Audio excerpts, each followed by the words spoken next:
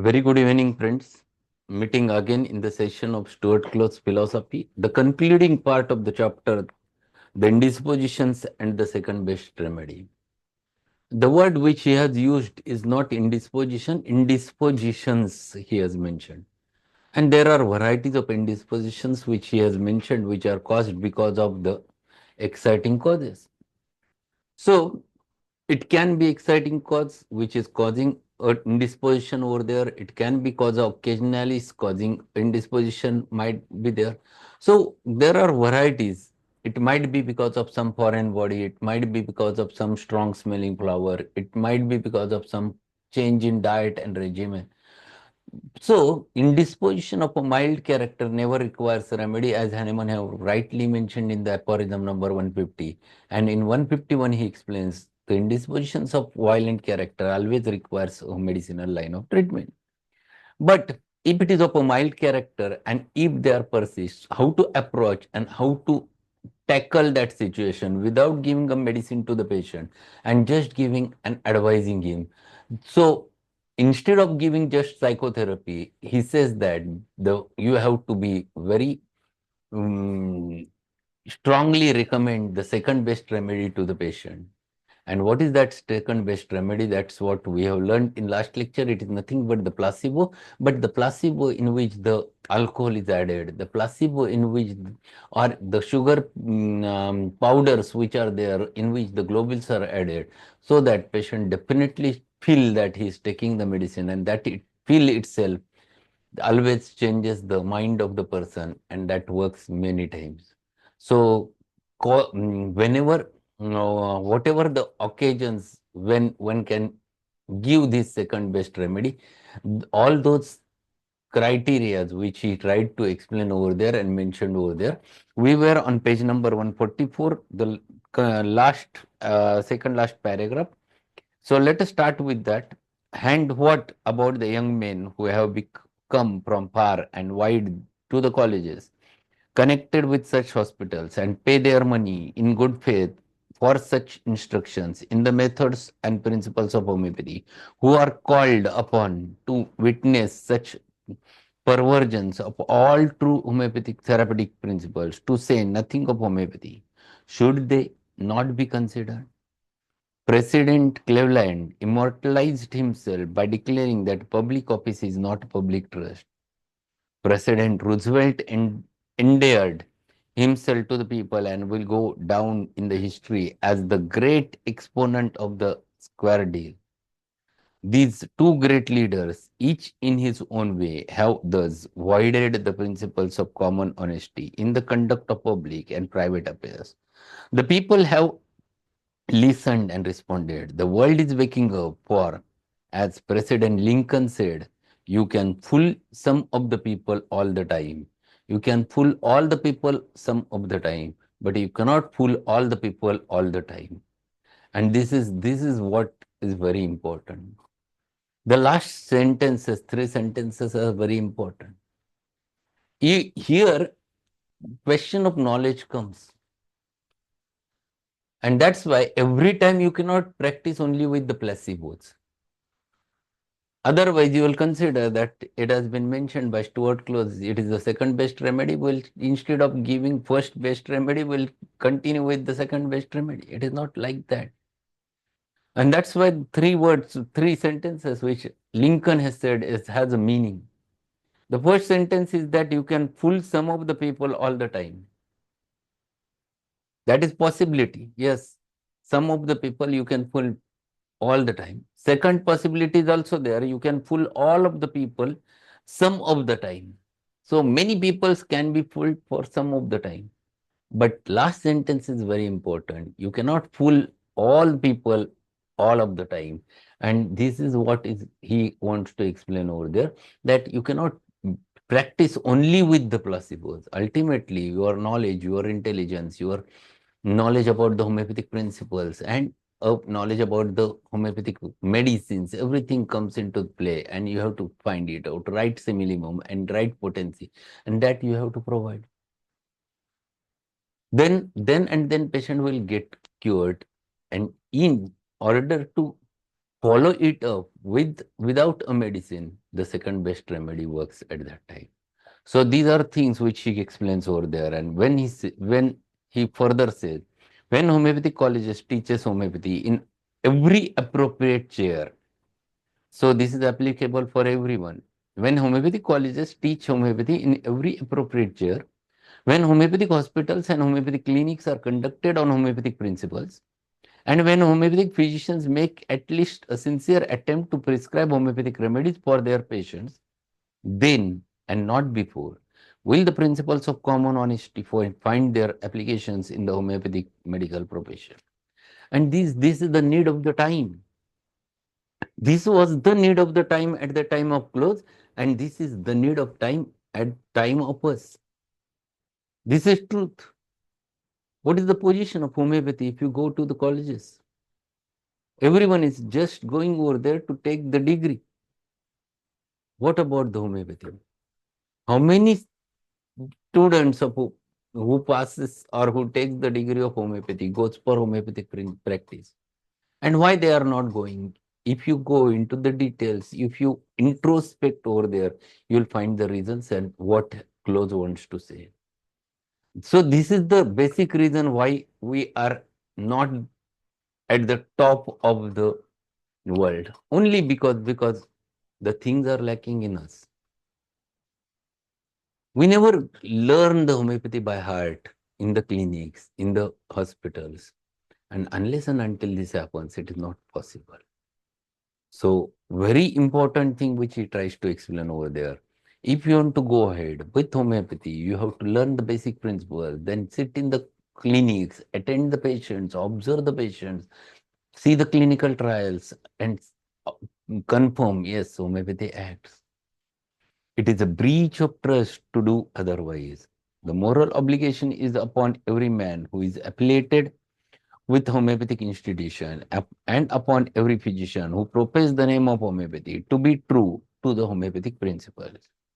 It is not many years since the late Judge Barrett of the Supreme Court, in a decision which he handed down in a certain case, declared that the legal obligation rested upon every professed homeopathic physician to practice according to the homeopathic principles, and that he was liable at law if he did not do so. The people who give their money to found and sustain homeopathic institutions have some right in this matter, and which should be respected. So he is explaining the same thing. The same condition of homeopathy was there at the time of Close, and today it is the same. Unless and until we unite together, unless and until we go for learning homeopathy by heart, unless and until it has been taught properly from the people who knows the homeopathy in the homeopathic colleges, it is not possible to go ahead with the homeopathy. This fraternity, if you want to propagate, then only one thing which is needed is explained by Close, and that you have to learn the homeopathy by heart, all the principles of homeopathy, learn the organon, learn the philosophy, learn the materia medica, learn the repertory, learn the pharmacy, everything, and then you can practice homeopathy. But most important thing out of that is learn the human being. That is another important message which he gives over there. And then he said, we have now a pure food law which requires all goods shall be true to label. The time may come, and perhaps is not far distant, when we shall have a pure practice law, which will require that a man who represents himself as a graduate of homeopathic school and practitioner of homeopathy shall be required to practice in accordance with the principles of that school, or to suffer the penalty of his misrepresentation. In other words, that he shall be true to label. He will not be able in that day, as he now, to advertise 57 varieties. So this is the humor which he has mentioned, that there are many branches in the field of allopathy, and those branches, everyone tries to treat that branch or that people suffering from that branch only.